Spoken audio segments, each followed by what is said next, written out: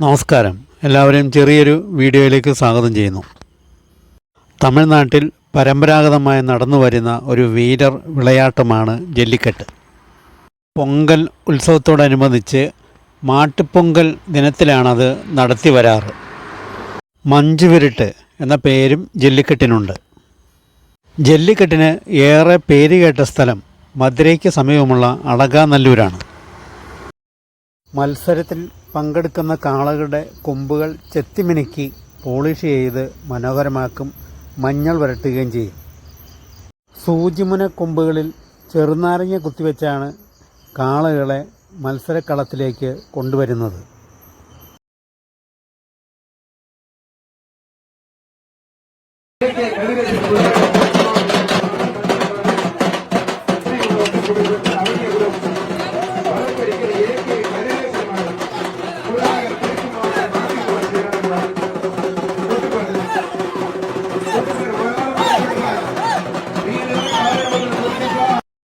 ജല്ലിക്കെട്ട് കാളകൾക്ക് മറ്റ് ലഹരി വസ്തുക്കളും മയക്കുമരുന്നും മദ്യവും മറ്റും കൊടുക്കാറുണ്ട് എന്നത് പരസ്യമായ രഹസ്യം തന്നെയാണ്.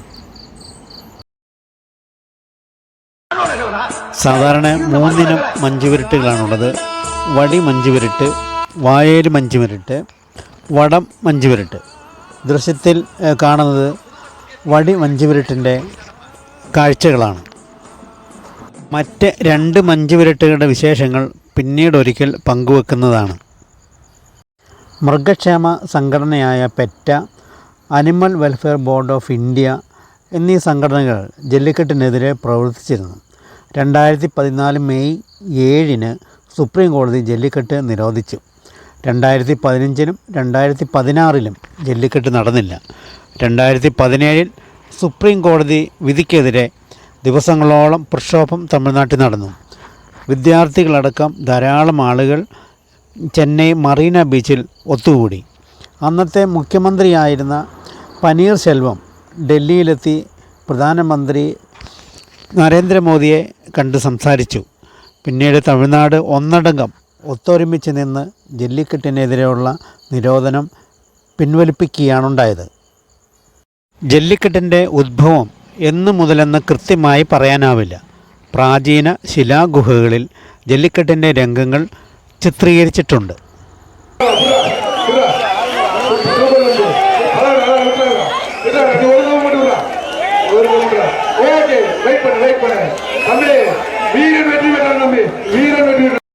കാശ് എന്നർത്ഥമുള്ള സല്ലി എന്ന പദവും പൊതി എന്നർത്ഥമുള്ള കെട്ട് എന്ന പദവും ചേർന്നാണ് ജല്ലിക്കെട്ട് എന്ന വാക്ക് ഉണ്ടായത്. പണക്കിഴി എന്നർത്ഥമേ ജല്ലിക്കെട്ട് എന്ന വാക്കിനുള്ളൂ. പണക്കിഴി കാളയുടെ കൊമ്പിൽ കെട്ടിവെക്കും. വിജയിക്കുന്ന വീരന് അതെടുക്കാം. ഇന്ന് പണക്കിഴി മാത്രമല്ല, മറ്റ് പല സമ്മാനങ്ങളും കാളയെ അടക്കി നിർത്തുന്ന വീരന്മാർക്ക് കൊടുത്തു വരുന്നു.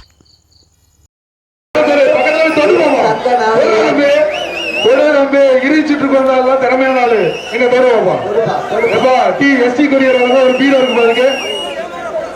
எஸ்டி குரியர் ஒரு பீரோ பாத்தியா எங்க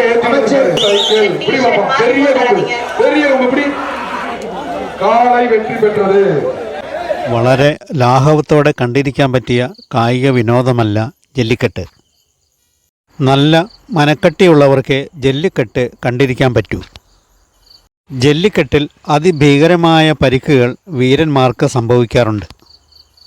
ജല്ലിക്കെട്ട് കാളകളുടെ സൂചിമുന കൊമ്പുകളുടെ പ്രഹരം കൊണ്ട് പല വീരന്മാരുടെയും വയറ് പിളർന്ന് കുടൽമാലയൊക്കെ പുറത്തു വന്ന സംഭവങ്ങളും സർവ്വസാധാരണമാണ്.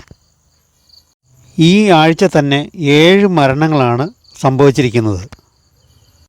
ജല്ലിക്കെട്ടിൽ പല വീരന്മാർക്കും എത്ര വലിയ അപകടങ്ങൾ സംഭവിച്ചാലും, എത്ര പേർ മരിച്ചു വീണാലും, തമിഴ്നാട്ടിൽ വീണ്ടും വീണ്ടും ജല്ലിക്കെട്ട് നടത്തിക്കൊണ്ടിരിക്കുന്നതിൻ്റെ മുഖ്യ കാരണം ജല്ലിക്കെട്ടെന്ന കായിക വിനോദം അവരുടെ രക്തത്തിലും വൈകാരികതയിലും അടിയുറഞ്ഞു കിടക്കുന്നതായതുകൊണ്ട് മാത്രമാണ്. കോവിലുകളിലെ ഉത്സവങ്ങൾ, പള്ളികളിലെ തിരുനാളുകൾ എന്നിവയോടനുബന്ധിച്ചാണ് അവിടെ പലയിടങ്ങളിലും ജല്ലിക്കെട്ട് നടത്തുന്നത്. പല പ്രമുഖരുടെയും സാന്നിധ്യം അവിടെ ഉണ്ടാകും. മന്ത്രിമാർ, MLA-മാർ, മറ്റ് ജനപ്രതിനിധികൾ, ഉയർന്ന പോലീസ് ഉദ്യോഗസ്ഥർ, കോടതി ജഡ്ജിമാർ എല്ലാവരുടെയും സാന്നിധ്യത്തിലാണ് ഇപ്പോഴും അവിടെ ജല്ലിക്കെട്ട് നടത്തുന്നത്.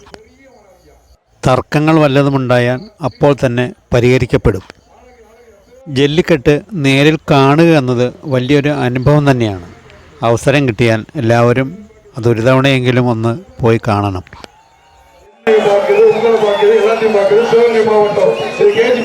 இந்த காலைக்கு வணிகவரி மன்றம் பதிவுத்துறை அமைச்சர்கள் வழங்கப்படும் ஒரு தங்க நாணயம். பார்வையே சூப்பர்.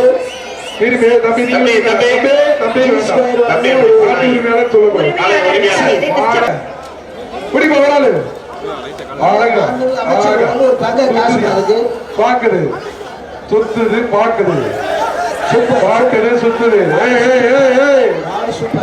காலை வெற்றி பெற்றது.